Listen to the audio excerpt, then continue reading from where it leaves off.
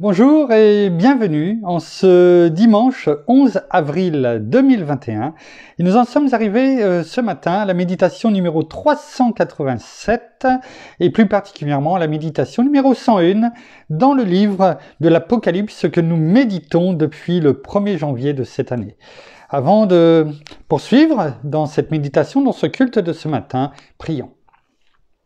Ô Père, Seigneur, bien-aimé Saint-Esprit, nous qui venons de lever nos voix avec un cœur rempli de joie, d'amour pour toi, de reconnaissance, eh bien, nous venons encore à toi ce matin et te demandons de pulvériser toute résistance qu'il pourrait encore y avoir, que nous connaissons, que nous ne connaissons pas, mais que toi tu vois, bien-aimé Saint-Esprit, parce que tu sondes jusqu'aux profondeurs de Dieu. Alors viens pulvériser, viens retirer, viens frapper toute résistance, toute incrédulité qui pourrait encore être là, toute pensée négative que nous venons rendre captive à l'obéissance au Christ. Alors ce matin, une fois de plus, que ta voix s'élève parmi nous, en nous, et que nous recevions ton enseignement comme au quotidien. À toi toute la gloire, Père, dans le nom de Jésus. Amen.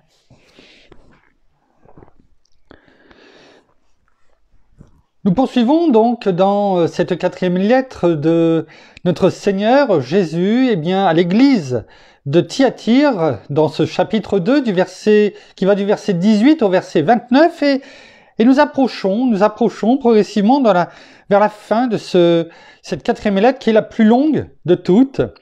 Et nous en étions nous avions fini même le verset 24. On va le reprendre pour faire le lien avec les versets suivants. On va prendre le verset 25 et 26, sachant qu'on va aborder 3 versets, le verset 25, 26, 27 et 28. Le dernier, vous verrez, c'est celui qui ressort et qui revient dans chaque message de chaque église. Mais les 4 prochains versets sont extrêmement importants. On pourrait passer et les lire, et ça passerait, et ça coulerait. Mais même s'ils sont courts, finalement, chacun sont très courts. Et pourtant, d'une importance capitale. Il y a tellement de choses à dire dessus, afin que nous grandissions, que nous passions même un cap, des clés finalement qui nous sont révélées. Alors, on va les prendre tranquillement, sûrement un verset par jour ou sur 2 méditations, afin que nous comprenions bien, car vous l'avez bien compris, le but ce n'est pas d'avancer rapidement, de passer de verset en verset, de chapitre en chapitre, et puis finalement de plus rien retenir. Mais comme on l'a dit dès les premiers jours, le but, c'est que chaque verset, je dirais même chaque mot que notre Seigneur nous donne, touche nos cœurs, nous enseigne, nous nourrisse, et que nous fassions un grand voyage, que ce soit une aventure formidable que nous vivions au quotidien avec notre Seigneur, avec notre Père, notre bien-aimé Saint-Esprit, de la première lettre de la Genèse à la dernière lettre de l'Apocalypse. C'est ainsi que nous grandissons, parce que depuis le début, nous allons et venons de l'Ancien Testament au Nouveau Testament. Nous voyons, je dirais presque, peut-être pas tous les livres de la parole, mais nous commençons, en tout cas chacun d'entre nous, à nous familiariser avec chaque livre. Et en tout cas, je suis persuadé, en tout cas c'est le cas pour moi, que la parole est toujours plus vivante dans nos cœurs. Alors que vraiment notre bien-aimé Saint-Esprit continue à nous illuminer, on l'a chanté. Dans cette dernière louange, il éclaire, il illumine tout. Que ça soit encore le cas ce matin et chaque jour, chaque méditation que nous ferons jusqu'à la fin. Amen. Reprenons à partir du verset 24 de ce chapitre 2 du livre de l'Apocalypse. Jusqu'au verset, on va prendre les 2 suivants, 25 et 26. Mais à vous, à tous les autres de Thyatire, qui n'ont pas cette doctrine et n'ont pas, comme ils disent, connu les profondeurs de Satan, je dis, je ne mets pas sur vous d'autres fardeaux. Seulement, ce que vous avez, tenez-le ferme jusqu'à ce que je vienne. Verset 26. Ô vainqueur, à celui qui garde mes œuvres jusqu'à la fin, je donnerai autorité sur les nations. On va s'arrêter là. On a, je pense, quelques méditations à faire sur ces deux versets, parce qu'on ne va pas reprendre le verset 24 que nous avons fini hier. C'était juste pour faire ce lien, ce pont, je dirais, avec les versets 25 et 26, qui sont très courts. Hein. Ils tiennent en 5 lignes, hein, tout simplement. Alors, voyons déjà aujourd'hui le verset 25. En tout cas, commençons le verset 25. Seulement ce que vous avez, tenez-le ferme jusqu'à ce que je vienne. Seulement.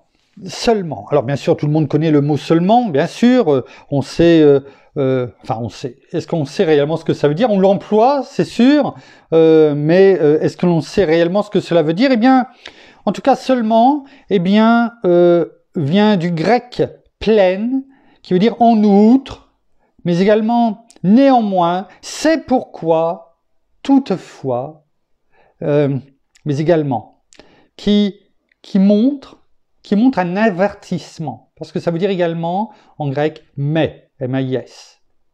Donc c'est un avertissement également. Et finalement, quand on dit ça, je suis sûr que dans les têtes de chacun d'entre nous, on est en train de se dire, on fait le rapprochement, on dit seulement, quand on parle peut-être aux enfants, enfin, entre autres, et quand on dit, ben voilà, on va faire ça, seulement, il va falloir. Seulement, j'en sais rien. Bon, chacun peut mettre derrière ce mot seulement, cet adverbe, ce qu'il veut. En tout cas, c'est un avertissement, en tout cas ici. Seulement ce que vous avez. Ce que vous avez. Hein, on va revenir sur seulement, mais à quoi fait allusion ce que vous avez? Hein, c'est bon de se le rappeler. Eh bien, c'est ce que notre Seigneur dit au verset 19. Hein, l'église de Thyatire, c'est quoi? Seulement ce que vous avez. Hein? Parce que, entre-temps, il y a eu pas mal de méditations. Eh bien, il disait au verset 19, « Je connais tes œuvres, ton amour, ta foi, ton service, ta persévérance et tes dernières œuvres plus nombreuses que les premières. » En fait, c'était, comment dirais-je, ici, il faisait l'éloge. Et ça lui plaisait en le disant. On voit notre Seigneur quand il dit des choses comme ça, ça veut dire il approuve, c'est une approbation divine.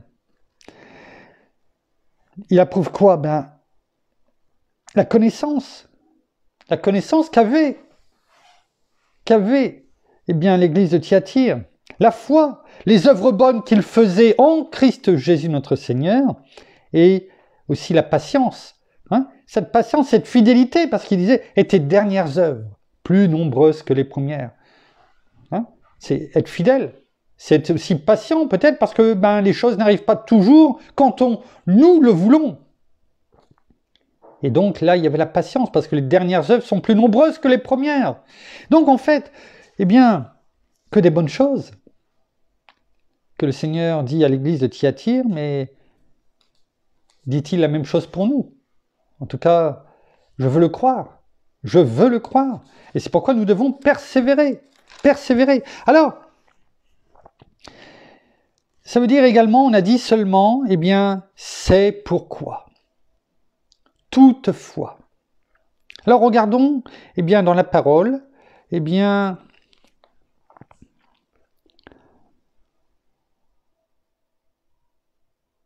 avant, on va quand même, parce qu'on risque autrement après de l'oublier, seulement ce que vous avez. Hein, ce que vous avez, le verbe avoir, ici, conjugué bien entendu, on l'a déjà vu, je ne sais plus quand, mais enfin, qu'importe, on l'a déjà vu, ça vient du verbe écho, du verbe grec écho, c'est-à-dire s'attacher à une chose, adhérer à, s'accrocher à, être fermement attaché. Hein, vous vous rappelez, on l'a déjà vu cela. C'est ce qu'on vient de dire. Ce que vous avez, c'est-à-dire tout ce que l'on vient de définir, eh bien, le Seigneur dit, tu l'as, tu es fermement attaché à cela. Tu t'accroches, tu adhères. Comme un peu voilà, c'est comme si que la colle glue, la super glue n'existait pas à cette époque-là, mais on pourrait dire aujourd'hui, est-ce que nous sommes attachés à la super glue, à tout cela, à la parole, à la connaissance divine, aux œuvres, à faire les œuvres que notre Seigneur nous demande de faire. Et c'est ce qu'il dit ici, seulement ce que vous avez. Ce que vous avez. Alors, il le dit, tenez-le ferme. Tenez-le ferme.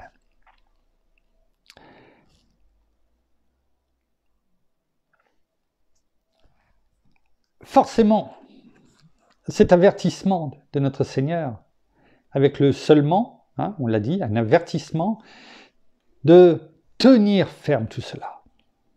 Et ce matin, quand je revoyais un petit peu les notes que j'avais écrites, et forcément, bien sûr, eh bien, ça nous fait rappeler tout ce qui nous est dit, bien sûr, dans Éphésiens 6, à partir du verset 10 jusqu'au verset 18-19, où là il est parlé, bien sûr, dans ce passage, bien du soldat chrétien, les armes du chrétien, celles que la parole nous donne, de nous revêtir de Christ finalement, d'avoir cette force spirituelle, cette puissance spirituelle, car Dieu est notre force, on le sait. Et il nous dit, eh bien, au verset 10, de nous fortifier, fortifiez-vous dans la force souveraine de qui? Eh bien, de notre Seigneur. Fortifiez-vous dans le Seigneur et par sa force souveraine. Et il nous est dit, eh bien, il faut tenir ferme. Tenir ferme contre quoi? Contre qui? Eh bien, c'est ce que nous avons vu depuis un bon moment maintenant et que le Seigneur nous rappelle ici, dans Apocalypse, au verset 25, finalement. Ce que vous avez, c'est-à-dire tout ce que je vous ai donné, tout ce que vous avez appris, tout ce qui vous a permis, eh bien, d'être ce que vous êtes aujourd'hui en Christ notre Seigneur, eh bien, tenez-le ferme. Pourquoi? Pour éviter de faire comme, eh bien, malheureusement, certains de vos frères et de vos sœurs, eh bien, de tomber. De tomber, comme là, bien sûr, dans l'enseignement de cette prophétesse, cette Jézabel, bien sûr, qui est l'esprit du mal, on l'a vu, et finalement, eh bien, quand il nous dit « tenez-le ferme », c'est exactement comme il nous est dit dans le chapitre 6 d'Éphésiens, eh bien, de nous revêtir de toutes ces armes, afin que l'on puisse tenir ferme contre quoi? Eh bien, contre les manœuvres du diable, contre ses ruses, les ruses de Satan. En fait, il nous dit résister au diable, sous toutes ses formes, aux tentations, aux discours séduisants, remplis de bonnes choses, mais tout simplement pour nous attirer et nous faire tomber. Et ce verset 12, eh bien, d'Éphésiens, chapitre 6, est clair. Il nous rappelle qu'il y a deux camps. Il y a le royaume de la lumière, comme on l'a chanté, il y a l'obscurité également spirituelle. Ce qui est le cas pour tous les autres que nous avons médités, eh bien, hier et avant-hier, je crois, eh bien, quand le Seigneur nous dit dans le chapitre 2, au verset 24, et à tous ceux qui se disent, qui disent, à tous les autres, non pas les autres, bien sûr, c'était bien sûr tous les autres, c'est tous ceux qui ne sont pas, eh bien, disciples de cette Jézabel, mais là, la parole nous dit, car nous n'avons pas à lutter contre la chair et le sang. Ce n'est pas contre nos frères et sœurs que nous avons à lutter. Et c'est pourquoi la parole, eh bien, nous parle de doctrine. Aussi bien quand il parlait eh bien, à l'église de Pergame eh bien, des Nicolaïtes, de Balak, de Balaam, quand il parle là de cette Jézabel et de ceux qui se sont laissés séduire par cette Jézabel, mais par la doctrine, ses enseignements.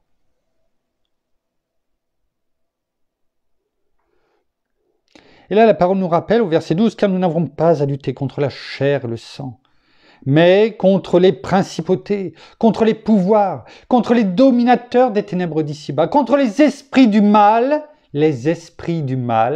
dans les lieux célestes. » C'est un combat spirituel. Et le Seigneur nous dit, eh bien, c'est pourquoi nous avons besoin, pour tenir ferme, eh bien, de prendre toutes les armes de Dieu afin de pouvoir résister. Parce que si on ne résiste pas, on ne pourra pas avoir des œuvres bonnes plus nombreuses que les premières. C'est ça aussi la patience et la fidélité. Quand? Eh bien, dans le mauvais jour, et tenir ferme après avoir tout surmonté. Et au verset 14, il nous le redit, tenez donc ferme. Et là, eh bien, est déclaré, proclamé, toutes les armes de Dieu que nous devons, eh bien, avoir à notre disposition. Je ne vais pas trop m'appesantir, je dirais, sur cela, parce qu'on va le reprendre dans le verset suivant. Mais il était bon de comprendre, là, ce rapport, quand le Seigneur nous dit, eh bien, de tenir ferme, tenez le ferme, ce que vous avez, que ça soit peu, moyen, beaucoup, quel que soit en tout cas, eh bien, ce que tu as, tiens le ferme. Tiens le ferme, résiste aux ruses du diable. Sois cet arbre avec des racines profondes qui viennent se nourrir en moi. Rappelez-vous ce que nous avons dit. Et regardons ce qui est écrit dans Matthieu. Matthieu, l'évangile de Matthieu, chapitre 11. Matthieu, chapitre 11, à partir du verset 20. Pourquoi il est bon de tenir ferme? Pourquoi il y a cet avertissement de notre Seigneur? Rappelez-vous, le verset commence comme cela. Seulement ce que vous avez. Il ne parle pas qu'à l'église de Thyatire, hein. Rappelons-nous, il nous parle à chacun d'entre nous. Ce que tu as, ce que l'on a en nous. Quel que soit l'endroit où tu es arrivé aujourd'hui. Dans cette relation avec notre Seigneur, avec notre Père. Quel que soit cet endroit où tu es, dans cette course, dans ce marathon, je dirais même plusieurs marathons, tiens ferme. Et cet avertissement est important. Regardons ce que notre Seigneur nous dit dans l'évangile de Matthieu, chapitre 11, à partir du verset 20. Et là, eh bien, le Seigneur fait des reproches. C'est pourquoi, vous voyez, seulement à partir d'un mot seulement, eh bien, la parole veut nous parler. Plus tu tiens ferme, plus tu avances, plus finalement, eh bien, tes privilèges en Christ Jésus, si je puis m'exprimer ainsi, parce que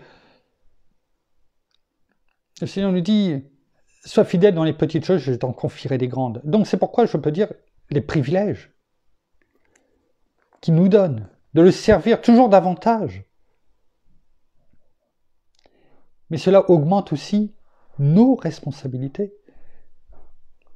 Dans la vie séculière, quand tu as des responsabilités, ou un poste en tout cas, tu as des privilèges, tu as une augmentation, je dirais, en poste, tu es élevé en poste. Tes responsabilités augmentent, forcément. Et Pourquoi cela serait-il différent avec notre Seigneur? Et on doit se réjouir en cela. Il nous donne, eh bien, des privilèges supplémentaires, des responsabilités supplémentaires. Eh bien, merci, ça veut dire que on a progressé, on a appris, on est fidèle. Et c'est une joie de le comprendre ainsi. Ce n'est pas un fardeau. On l'a vu hier. Il ne mettra pas d'autre fardeau, au singulier ou au sens général ou au pluriel, sur chacun d'entre nous.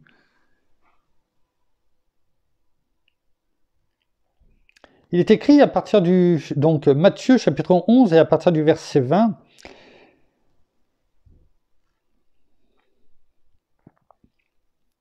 Alors, il se mit à faire des reproches sévères aux villes dans lesquelles avaient eu lieu la plupart des miracles, parce qu'elles ne s'étaient pas repenties.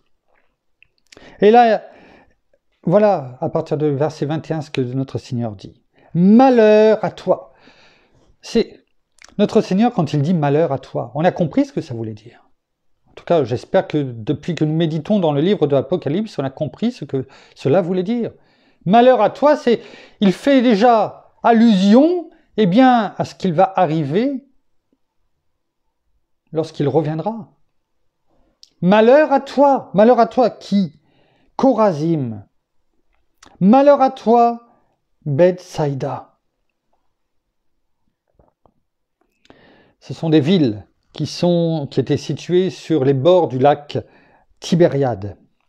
Car si les miracles faits au milieu de vous avaient été faits à Tyr et à Sidon, là c'était les principales villes de la Phénicie, où l'on adorait dans ces villes-là, notamment, pas que ces villes-là bien entendu, mais dans ces deux principales villes où eh bien, l'on adorait Baal et Astarté, tout cela on l'a vu déjà. On sait combien c'était en horreur à l'Éternel.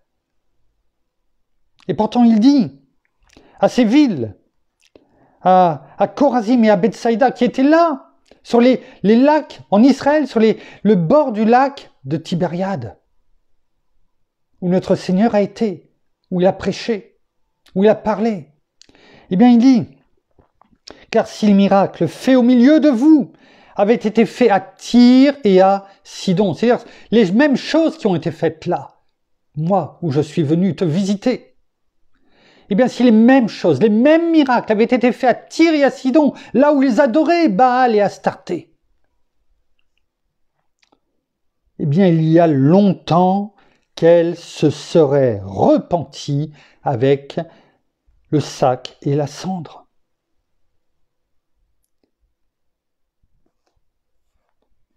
Le Seigneur est en train de dire, eh bien toi qui es le peuple de Dieu,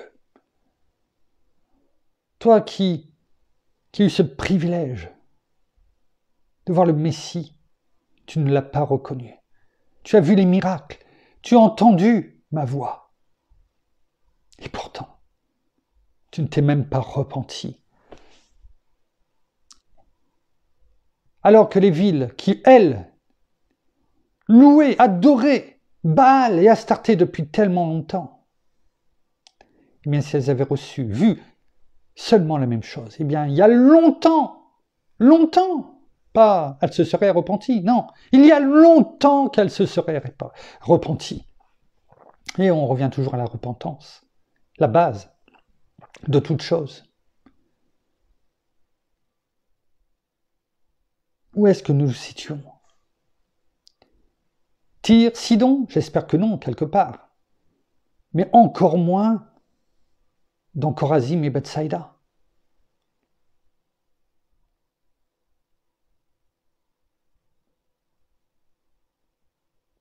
C'est cet avertissement aussi qu'il nous donne. Ne sois pas dans ces villes-là, parce que je dis malheur à toi. Malheur à toi. On continue. Verset 22. C'est pourquoi je vous le dis, au jour du jugement. Vous voyez, on y arrive. Pourquoi nous sommes là à chaque méditation. Au jour du jugement. Tyr et Sidon, ces villes donc, eh bien, qui n'ont pas connu, bien sûr, que notre Seigneur n'a pas visité, bien sûr, et qui louaient Baal et Astarté, eh bien, ces villes seront, non pas, pourront, seront traités moins rigoureusement que vous. Parce que tu as su, tu m'as vu. Tu ne pouvais pas dire le contraire. Tu as entendu la parole. Et tu t'en es écarté, tu ne l'as pas voulu. Tu l'as rejeté. Bien sûr, on parle là pour, eh bien, Chorazim et Bethsaïda, mais c'est la même chose pour nous. Notre Seigneur est la parole. On le voit dans le premier chapitre de l'évangile de Jean. Tu as reçu la parole. Tu l'as entendue. Et comment as-tu réagi? Est-ce que tu as tenu ferme? Est-ce que tu t'es écarté? Alors le Seigneur nous dit, eh bien, au jour du jugement, eh bien, Tyr et Sidon, eh bien, c'est-à-dire ceux qui, de l'extérieur, eh bien, peut-être eux, n'ont pas entendu parler de moi, eh bien, seront moins rigoureusement traités, finalement, que toi qui as entendu la parole et qui t'es écarté. Alors, gardons-nous de nous écarter de la parole une fois que nous l'avons reçue. Gardons-nous de retourner dans les ténèbres, dans l'obscurité, alors que nous avons vu la lumière briller dans nos cœurs. Ne nous écartons pas. C'est important, cela. Et c'est pourquoi, eh bien, dans ce verset 25 du livre de l'Apocalypse, il dit « Seulement ce que vous avez, finalement, tenez-le ferme, gardez-le. Persévérez. Tenez ferme. » C'est la deuxième partie de ce verset 25, sur lequel on reviendra, mais il est bon, eh bien, de voir ce que le Seigneur dit comme avertissement en rapport avec l'adverbe « seulement ». Parce que si on continue et qu'on avance trop vite, on ne comprendra pas cela. On ne comprendra pas cela. Et on continue au verset 23, il dit, notre Seigneur, il est écrit, « Et toi, Capernaum, seras-tu élevé jusqu'au ciel? » Non. On va y revenir sur Capernaum. Parce qu'on pourrait dire, oui, mais c'est bien Capernaum. Oui, d'accord, une ville de plus. C'est pourquoi, comme je le disais, il est bon de prendre le temps et de comprendre les choses une par une. Parce que je suis sûr que là, si on pose la question, je n'attends pas de réponse, mais si on pose la question, qu'est-ce que tu peux me dire sur Capernaum? Est-ce que j'aurai beaucoup de retours? Beaucoup d'explications sur Capernaum? Et pourtant, le Seigneur nous dit, « Et toi, Capernaum, seras-tu élevé jusqu'au ciel ?» C'est comme si qu'il nous disait, « Et toi, Frédéric, seras-tu élevé jusqu'au ciel ?»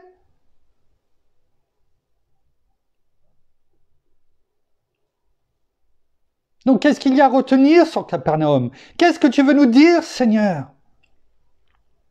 Donne-moi ton enseignement. Donne-nous ton enseignement. Parce que là, tu réponds non. Tu seras abaissé. Jusqu'où? Jusqu'au séjour des morts. Donc, c'est quand même dur comme reproche. Il dit à Capernaum, seras-tu élevé? C'est ce que tu crois? Non. Non. Tu te trompes littéralement. Tu seras abaissé jusqu'au séjour des morts. Et on le sait, on l'a médité sur ça, sur ce qu'était le séjour des morts. On sait très bien où il n'y aura pas de retour possible. Car si les miracles faits au milieu de toi, là c'est clair là, les miracles qui ont été faits au milieu de toi, pas en cachette, pas autour, au milieu de toi.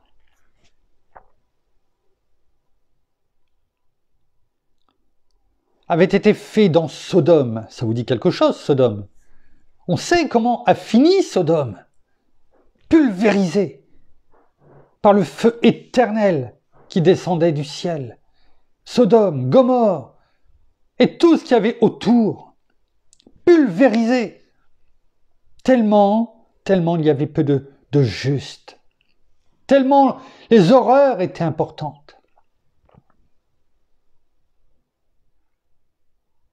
Et pourtant là, la parole nous dit, car si les miracles faits au milieu de toi, Capernaum, avaient été faits dans Sodome, elles subsisteraient encore aujourd'hui. Et dernier verset, verset 24, c'est pourquoi je vous le dis, au jour du jugement, rappelle de nouveau. Le pays de Sodome sera traité moins rigoureusement que toi. Que toi qui? Capernaum.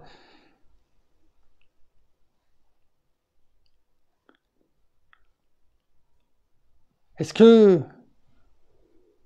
nous sommes chacun des Capernaum? Non, je ne veux pas le croire. Parce que les miracles qu'a fait notre Seigneur au milieu de nous, dans notre cœur, dans nos vies, dans notre couple, avec nos enfants, dans notre famille, qu'importe, autour de nous, au milieu de nous, au sein du groupe de maison de ton église, où tu es, où tu habites. Tu les connais. Tu te réjouis. Encore aujourd'hui. Tu loues et tu rends grâce pour cela.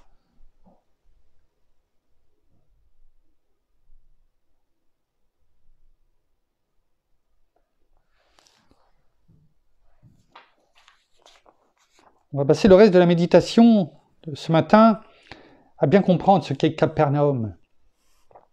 Hein? Parce que c'est important, vu le reproche fait à Capernaum. Rappelons un petit peu ce qu'est Capernaum, où elle se situe et qu'a fait notre Seigneur là-bas, parce qu'il parlait les miracles faits au milieu de toi. Alors,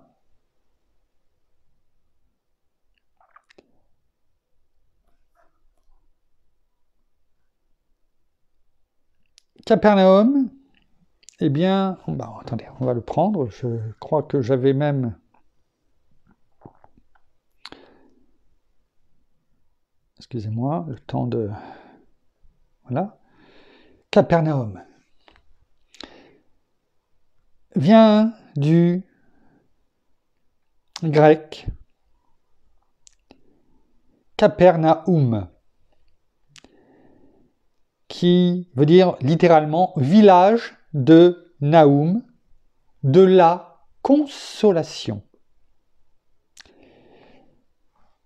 Capernaum, c'était une ville florissante de la Galilée, située sur la côte ouest de la mer de Galilée, ou sur le lac de Génézareth. On l'a déjà entendu parler dans les méditations, ou dans la parole tout court. Vers le lieu où le Jourdain se jette dans le lac. Et c'est là où, eh bien, excusez-moi, je viens juste, parce qu'il y a quelque chose que je voulais après préciser.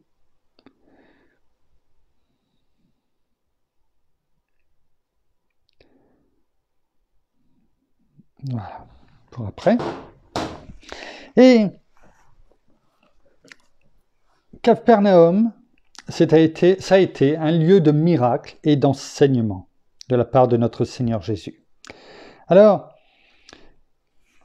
peut-être que Capernaum, comme ça ne vous disait pas grand-chose, mais vous allez, au travers de quelques miracles qui ont été faits, parce que bien sûr, ils ne sont pas tous relatés, mais il y en a eu bien d'autres, bien entendu, et on le sait, mais il y en a certains, eh bien, tout de suite, vous allez vous dire, ah, c'est là où ça s'est fait.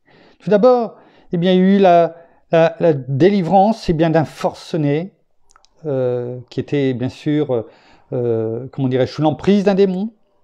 C'est là également à Capernaum où, eh bien, Jésus a guéri la belle-mère de Pierre. Hein, ça vous dit quelque chose, hein? Qui après, eh bien, avoir été guéri, eh bien, s'est levé et a servi notre Seigneur. Vous voyez la reconnaissance. C'est là aussi où notre Seigneur a guéri, eh bien, le serviteur d'un centurion. Hein? Je suis sûr que ça vous rappelle. On ne va pas tous les prendre en revue, ça serait beaucoup trop long. C'est là aussi, alors celui-ci, forcément, bien sûr, ben vous en rappelez. La guérison, eh bien, du paralytique qui a été amené sur une civière par ses 4 amis, là où il y avait plein de monde. Et ils n'arrivaient pas à passer, tellement il y avait de monde. Et où ils sont montés par, comme là-bas, eh bien, c'était, eh bien, par l'escalier qui était situé et qui pouvait monter sur le toit, ils ont enlevé ce qu'il y avait sur le toit, tous les branchages, enfin tout ce qu'il y avait pour qui faisait le toit, qui faisait office de toit, et ils ont descendu la civière au milieu et près de notre Seigneur.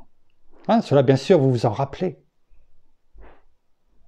C'est à Capernaum que tout cela s'est fait. Regardons ce qui est écrit dans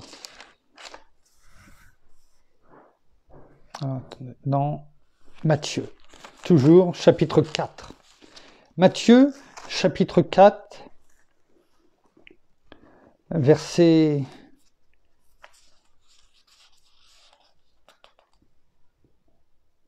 13.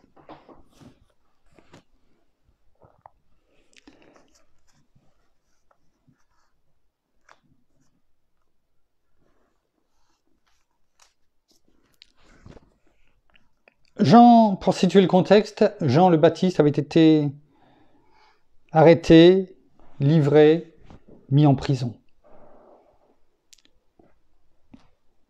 Son temps était fini, le temps de notre Seigneur, son ministère, en tout cas, ça devait, comme Jean lui-même, Jean le Baptiste le disait, maintenant il faut que je diminue et qu'il grandisse.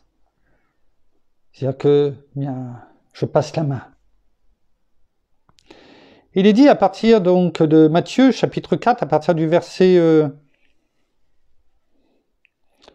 12 même, lorsqu'il eut appris, hein, notre Seigneur Jésus, que Jean le Baptiste avait été livré, Jésus se retira dans la Galilée. Il quitta Nazareth et vint demeurer, où ça? À Capernaum, situé près de la mer, aux confins de Zabulon et de Nephtali, afin que s'accomplisse la parole du prophète Ésaïe, terre de Zabulon et terre de Nephtali, contrée voisine de la mer, au-delà du Jourdain, Galilée des païens. Le peuple, assis dans les ténèbres, a vu une grande lumière, et sur ceux qui étaient assis dans le pays et dans l'ombre de la mort, une lumière s'est levée.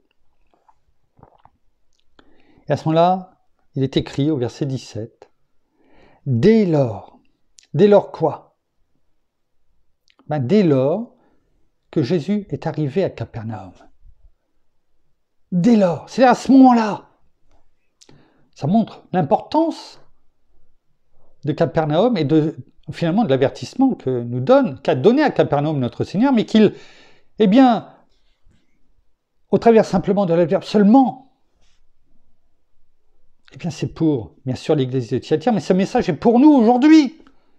Garde ferme tout ce que tu as, car sinon, eh bien tout ce que j'ai dit comme message, aussi bien pour comment dirais-je, Bethsaïda et, excusez-moi, le premier m'a échappé, et surtout Capernaum. Je ne veux pas finalement que tu tu sois comme eux. Alors tiens ferme. C'est pourquoi je te le rappelle. Bien sûr, on l'a dit dès le début janvier, dans les premières méditations du livre de l'Apocalypse. Finalement, le livre de l'Apocalypse est un résumé de tout ce que notre Seigneur et les prophètes et la parole nous dit tout au long, tout ce qui précède, dans les 65 livres qui ont précédé. Et on le voit chaque jour.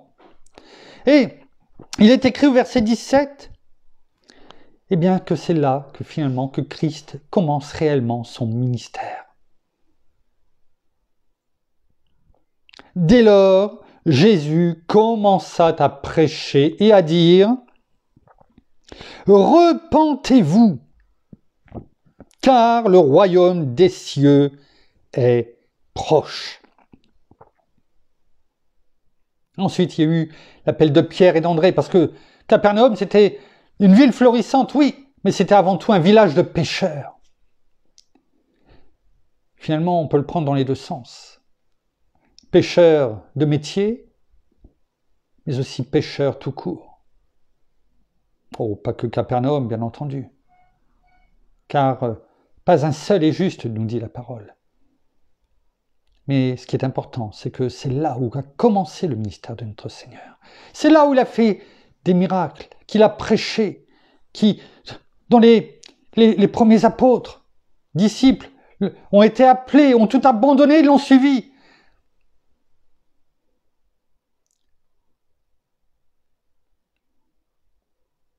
Quand le Seigneur est venu nous voir, nous visiter, dans notre Capernaum à nous, avons-nous tout laissé tomber? L'avons-nous suivi? Dans les délivrances, les guérisons qui ont été les nôtres, au sens large, avons-nous fait attention à tous ces miracles? Est-ce que nous avons entendu, écouté, reçu, mis en pratique sa parole? Ou sommes-nous restés, eh bien, comme la plupart de ces personnes à Capernaum, blasés?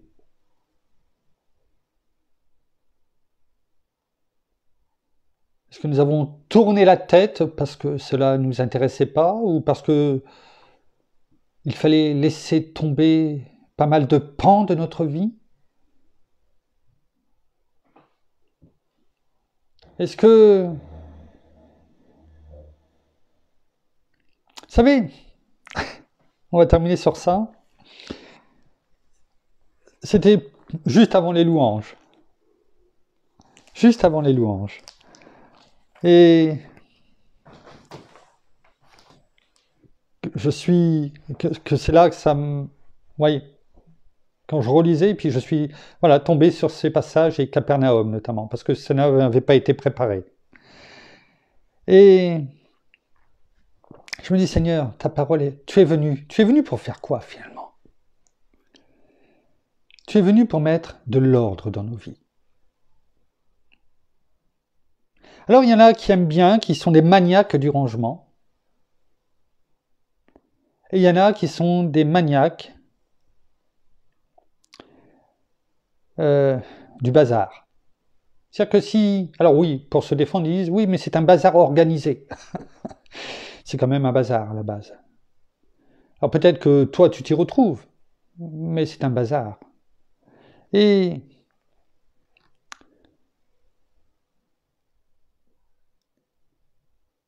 quelle est ta vie? Est-ce que tu as laissé notre Seigneur venir mettre de l'ordre dans ta vie? Alors oui, cela veut dire ranger, organiser, mais aussi peut-être jeter pas mal de choses. Certains se reconnaîtront, jeter, c'est peut-être aller mettre à la déchetterie, peut-être des choses que certains auraient voulu garder, et d'autres, eh bien, disent non, moi je veux du rangement. Et c'est bien, parce que c'est ce que veut notre Seigneur, qu'il y ait des choses qui soient jetées. Pas jeter et qu'on puisse aller récupérer, jeter, je prenais l'exemple humoristique de la déchetterie, mais c'est bien Parce qu'on ne peut pas aller le récupérer. En tout cas, nous, une fois que c'est jeté, c'est jeté.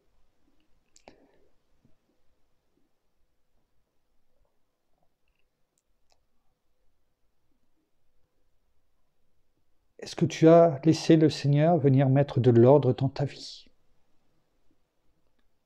Pas en lui disant, oui, mais cette pièce-là, tu n'y touches pas. C'est à moi. C'est mon lieu secret. Celui où je ne veux pas qu'on touche. Parce que ça me ferait trop de mal de mettre de l'ordre dans cela. Peut-être que ça veut dire te séparer de certaines, entre guillemets, addictions à la télévision, à la musique, à d'autres choses, qu'importe ce que c'est. Ça peut être au sport, à certaines choses qui sont devenues des idoles pour toi. Ou d'autres choses, qu'importe. Est-ce que tu as laissé le Seigneur venir en toi faire ce ménage total, complet? On a chanté ce matin, j'essaie de me rappeler les paroles. Elle m'échappe là. La première louange qu'on a chantée. Hein?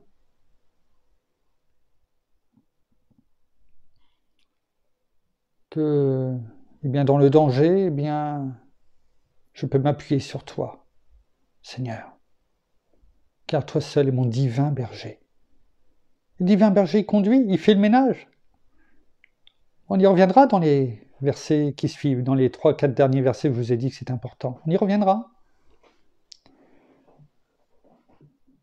Donc est-ce que c'est toujours le bazar chez toi ou pas? Pourquoi? Eh bien, merci bien-aimé Saint-Esprit parce que tu m'as montré quelque chose d'autre sur Capernaum. Parce que Capernaum, je vous ai dit que ça voulait dire aussi, village de Naoum, consolation.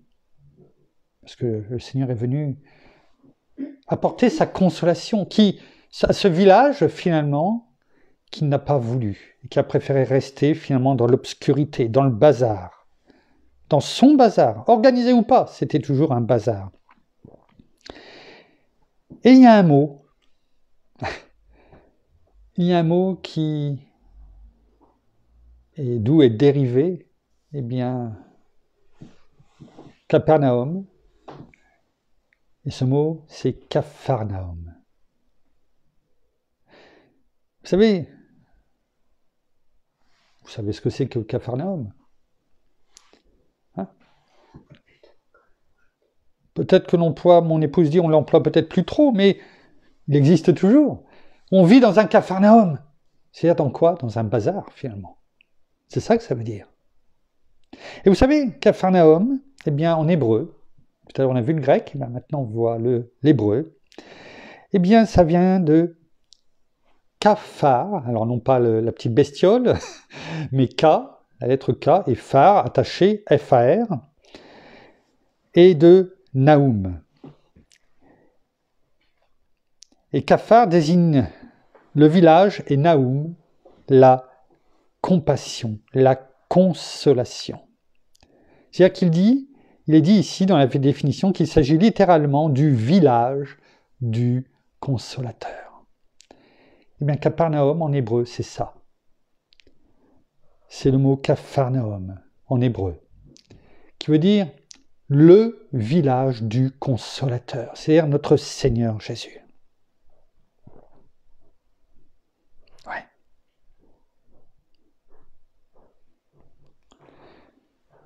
Vous voyez comme quoi il n'y a pas de hasard, là où notre Seigneur a commencé son ministère. Parce qu'il ne voulait pas qu'on soit dans le bazar, dans le Capharnaüm. On ne savait pas que cela voulait dire cela. Alors, nous avons un Dieu d'ordre. Et il a envoyé son Fils unique, afin que tout ce désordre, tout ce bazar, toute cette non-organisation tout ce tohu-bohu, comme il est dit tout de suite dans le début de la Genèse. Eh bien, soit mis à la lumière, qui est notre Seigneur, et que par sa parole, ses miracles, ses avertissements, eh bien que tout soit trié, organisé, balayé. Nous devons balayer, nous devons laisser notre Seigneur balayer toutes les pièces de notre maison que nous sommes. Car rappelons-nous, nous sommes bien le temple de Dieu.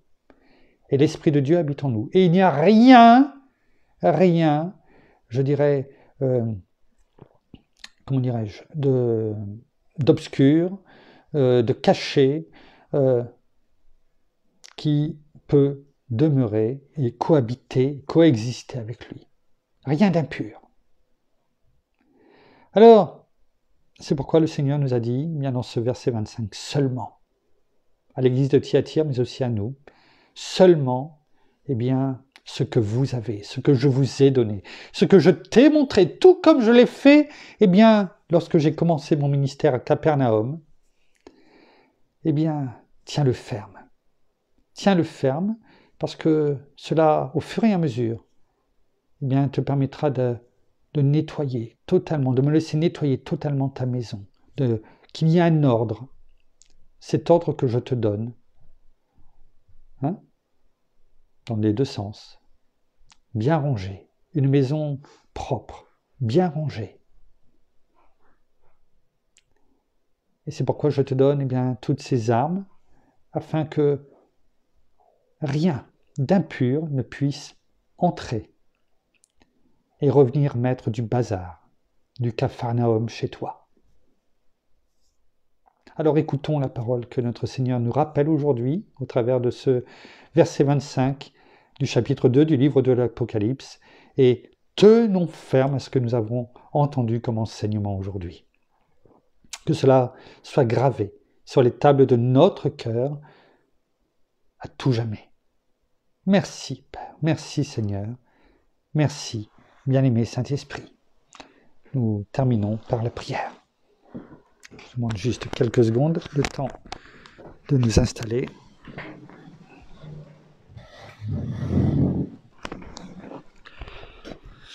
Oh, merci.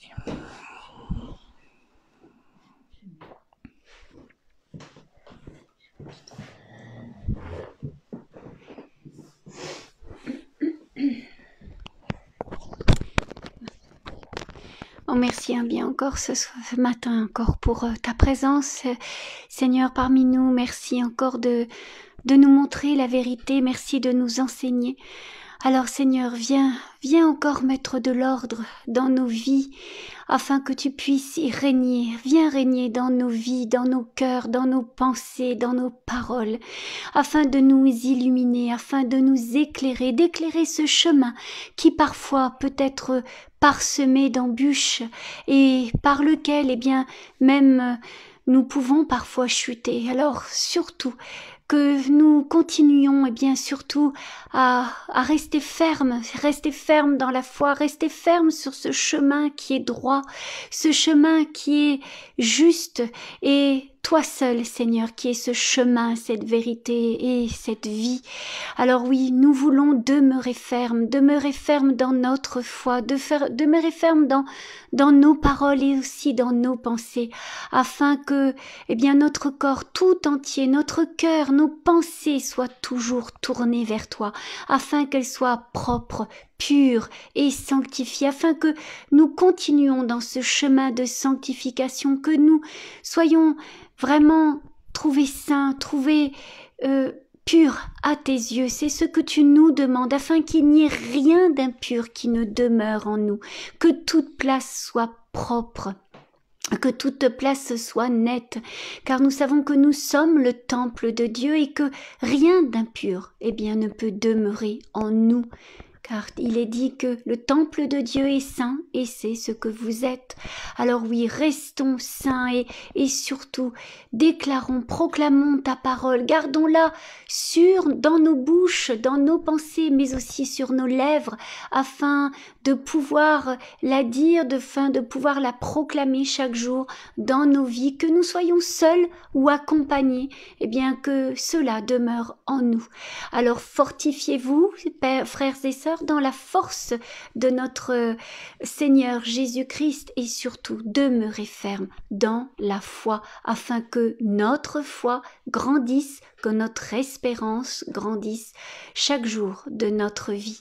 Soyez tous abondamment bénis, frères et sœurs, dans le nom de Jésus. Amen. Amen.